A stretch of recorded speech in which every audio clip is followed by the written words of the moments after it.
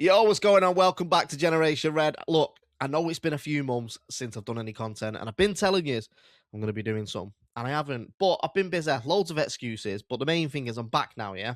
I can't spend season after season with Myles and Samir doing content when Salford are doing rubbish, and the season they do well, I look like they've got a great chance of going up. I stopped doing content. Doesn't work like that, does it, boys and girls? So I'm back. I'm going to be doing, hopefully, a lot more of this content, pre-match stuff, post-match stuff, and hopefully getting back to doing some more podcasting with the boys and hopefully some of the players as well. But main thing is tomorrow, Salford are back at the Etihad for the fourth round of the FA Cup, the furthest we have ever been in our history. Now, last season, we did get to the third round of the FA Cup, and we also played Man City at the Etihad. And yeah, I've still got a little bit of PTSD from it. We got beat 8-0. But if we're being completely honest, I think a lot of us expected Salford to come away with a loss. However, I don't think any of us expected it to be that bad, especially coming off the back of a 7-game unbeaten run. But for me, last season's game against Man City changed the course of the way that season ended up. We ended up losing Kelly and Mai, Osama Ashley, and a couple of other players, which really put a sting in us going for that promotion and ultimately left us not getting it on the last day of the season up at Carlisle.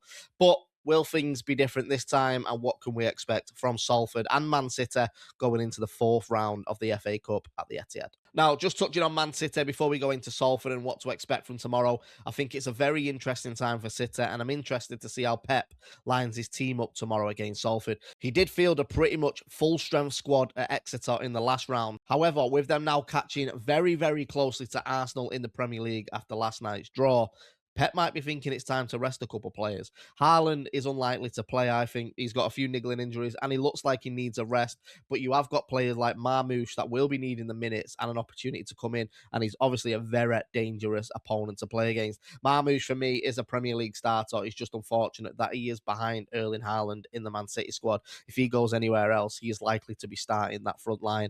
And I think he'll get a few minutes against Salford tomorrow, which will be difficult for our defence as he is a very much alive wire attacking player.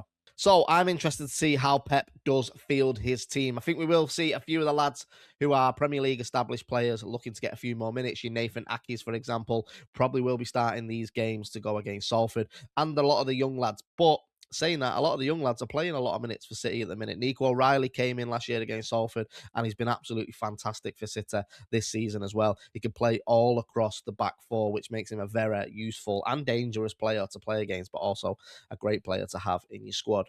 So going into the game this year, how do both teams set up? Now, Salford for me this year compared to last, we were going into it with a 7-game unbeaten run. However, this year, the last 7 games we played, we've lost 2 of them. A lot of them on paper. The Accrington loss recently probably puts a little bit of a dampener on it. But let's be honest, we should be beating Accrington every day of the week. We started playing long ball football against a team when we were in the middle of a storm, right? Accrington adjusted to it. We never did. And we're playing 48 games a season. We're going to get these games where we're giving away. Same with the Chesterfield game. Another one, they had one shot on target and beat us 1-0. We absolutely battered them and should have come away with the result there. But it don't happen, does it? And sometimes we go into games like Man City with 2 games that we should have won being in the bank as losses. But 2 losses out of 7, I'll take that all day of the week. The main thing with City is they're now pulling wins when they're not even playing well, which is a big thing and a great sign of champions, especially when they're now pushing for Arsenal to crumble a little bit and City looking for that slight opening to make sure they can push through and reclaim another Premier League title, unfortunately. With Salford, though, going into this game, the same as last year, we did lose Osama Ashley. We didn't have Kelly and Mai. That is a big difference going into this game. We've got Kelly and Mai back. Osama Ashley's come back from injury. I don't know whether he'll start because he's recently back from injury.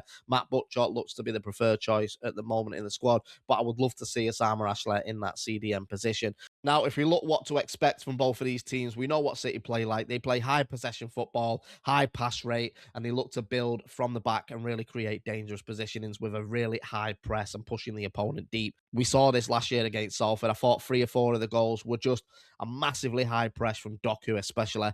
He kept that pressure on us and they were just putting the ball across the box for tap-ins. They were scoring them sweaty FIFA goals, 4 to 5 of them with exactly the same pressure on, nick it off the wing back or the right back or left back. play it across the box, and tap it in to finish. I think Salford have to adapt to that.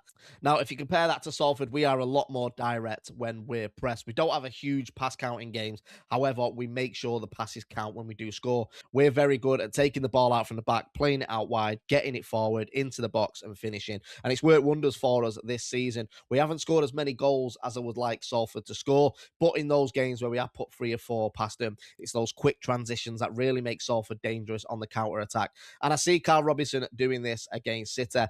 I've seen things online saying Salford recently been doing training sessions where it's 14v11 in games, playing on a bigger pitch. And I've seen a few people making fun of this, say it don't quite make sense, but it actually does. It makes a lot of sense. City are going to press us high, which means our back line do not have enough time on the ball. And having 14v11 creates them overload situations. It simulates how much time a player is going to have on the ball. If you've now got to think about an extra 3 players pressing you deep, then you've got to get rid of the ball quicker. You've got to make sure that pass is key, but also turning those passes into transition plays and driving them forward. And I think that's something that's probably been worked on in training, especially with the 14v11. It's having less time on the ball, making utilize of the space and getting forward. Get that ball forward. I think Salford are likely going to have to sit very deep in this game, but if we are looking to score a goal, especially, it's going to be on those quick transition counter attacks. And I think we've got the players to do that. We've got the wingers in Kelly and Mai and Haji Minoga. I know he's more of a right back, but he operates as a sort of attacking wing back, doesn't he? So I think using those two and their speed especially is where we're going to look to break these. It's a shame Kadeem Harris isn't fit because I think he'd be absolutely perfect for this game.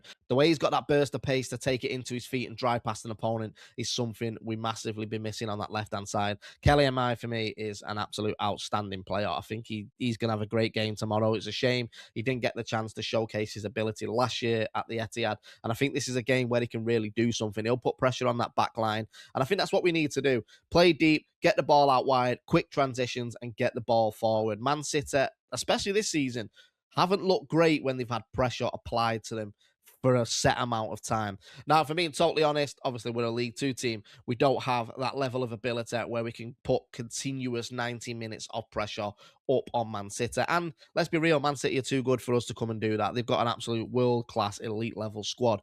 But I think if we can play deep and defend rigorously as a unit, we've got a great chance of really sitting deep. Once possession's lost by Man City, we hit him on a counter-attack with pace. That's the best way I think Salford are going to have a chance of getting anything out of this game. Now, starting lineup, I don't even want to put a prediction on it. I know Chomp has been starting a lot of the FA Cup games, but I do think we need to go with Matty Young in goal tomorrow. He just brings that level of, for his age as well, he just brings that level of calm. Chomp is a fantastic servant of football. He's a great backup goalkeeper for Salford. And I wouldn't be mad if he started in goal tomorrow. I just think if we are going to look to actually go for the game, Matty Young is probably the best bet. He didn't have a great time at the Etihad last season, but, you know, none of us did. So he's going to have a great chance this year of putting that right and really putting the pressure on. Now, Kelly and Mai's got to start for me. Ryan Graydon's got to start for me. Udo's got to start for me. I've seen a lot of fans getting on Udo's back recently, but I still think he brings a bit of valuable experience. And I don't think we're playing to his strengths. We're putting the ball high into his chest all the time.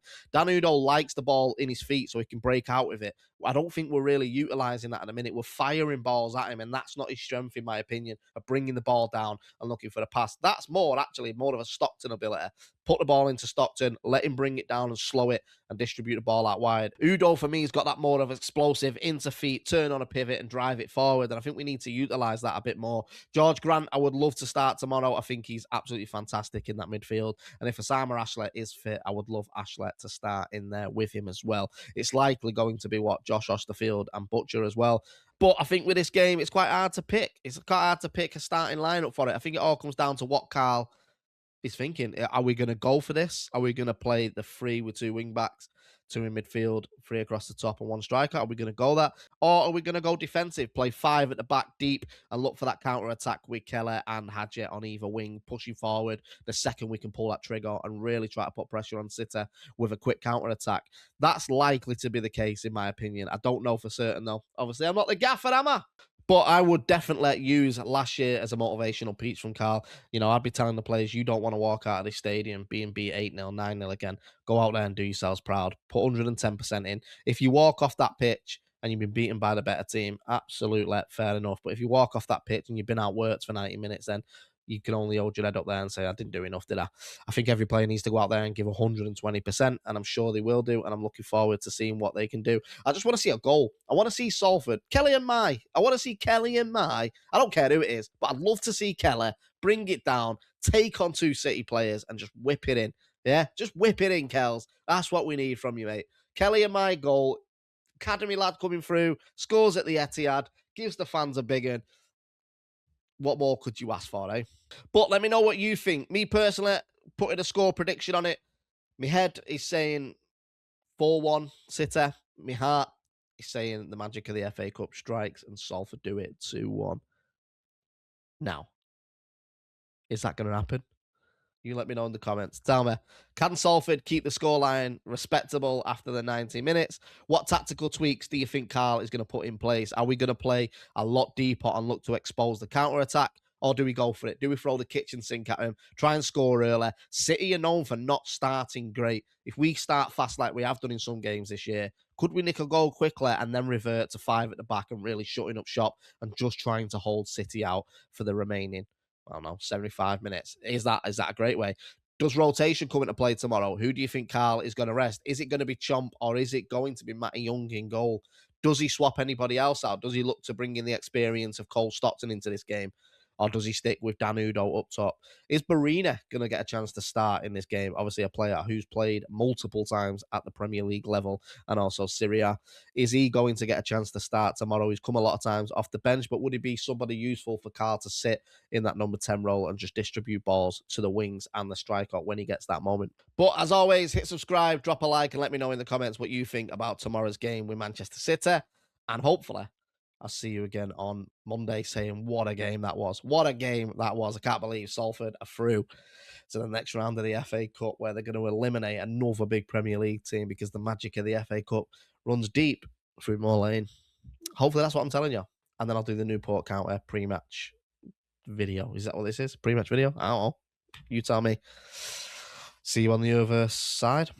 Up the Ammies.